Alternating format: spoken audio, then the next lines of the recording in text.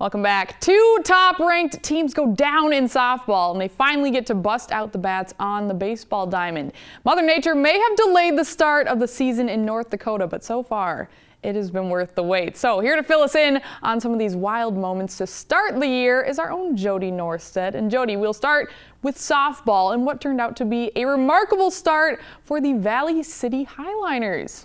Thanks, Kelly. It's not too often that you can claim that you beat two defending state champions in one day, let alone a 4 to 5 hour span, but that is exactly the case for what the Highliners accomplished on Saturday at the Central Cass Jamboree by beating defending Class A state champ West Fargo 5-3 and then defending Class B state champ Kindred Richland 10-0 in back-to-back games.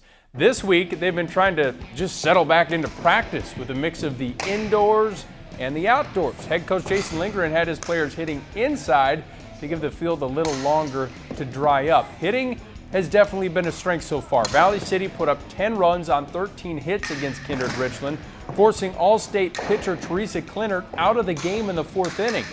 This group is led by 9 seniors, Valley City is. They came into the season ranked 4th in the state, but nobody, including them, saw the start to the season going quite like this. A 5-0 record and an unforgettable thrill of beating 20-time state champion West Fargo.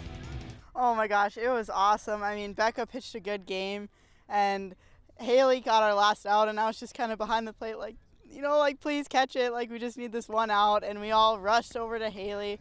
It was just an awesome feeling. Against West Fargo, we had a plan going in, and if we stuck with that plan, we thought we'd be in position to compete with them at the end. The way it worked out, that's exactly what happened. For me personally, this is my 11th year, I believe. So I've never beaten West Fargo. I'm probably 1-50 against them now. We are all so positive and we're cheering each other on, and there's a lot of talent within us. We just gotta figure out how to work all together, and when we get it together, we're gonna be tough to beat.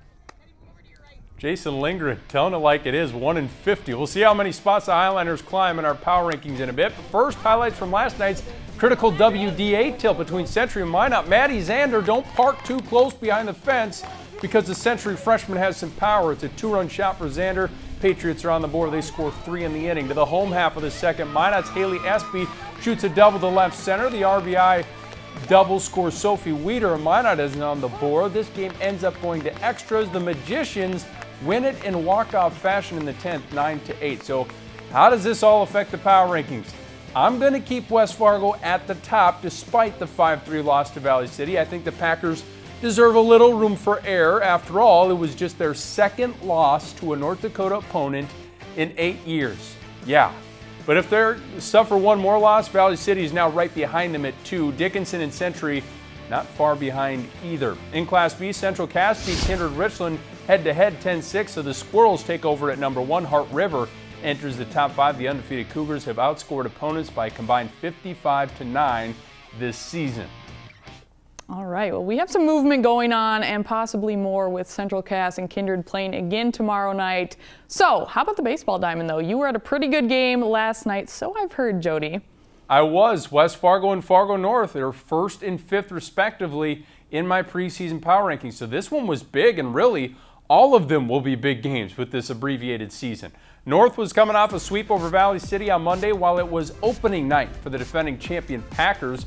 The Spartans get on the board in the opening inning. Jonas Sanders going to slap a base hit to right field. The throw home was off the mark, so Chandler Eibach is able to score for a 1-0 lead after 1.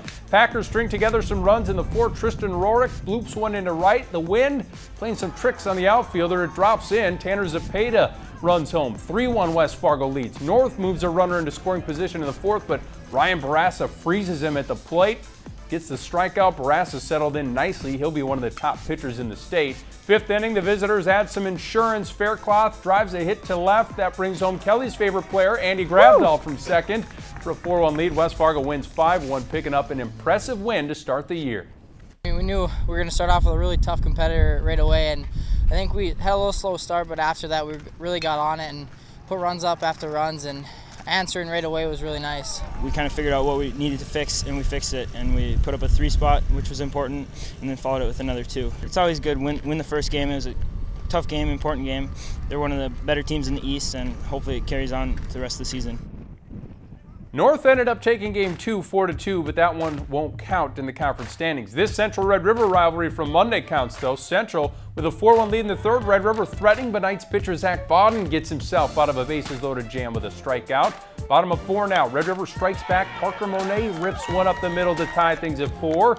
To the 5th we go, and the Knights start to take over. Brandon Holt gonna blast this one to left to cap a 4-run inning. Central swept last year's conference game with the Riders. They keep things rolling this year with a 15-6 win. Let's go to the power rankings. I'm keeping West Fargo at 1 because the game they lost was a non-counter to that ranked North team, but Minot and Century could just as easily be in that top spot. So we could see a lot of shuffling coming up. Those two are scheduled to play against each other on Tuesday. Park River Fortville Lincoln remains the king of Class B thanks to its 5-0 start.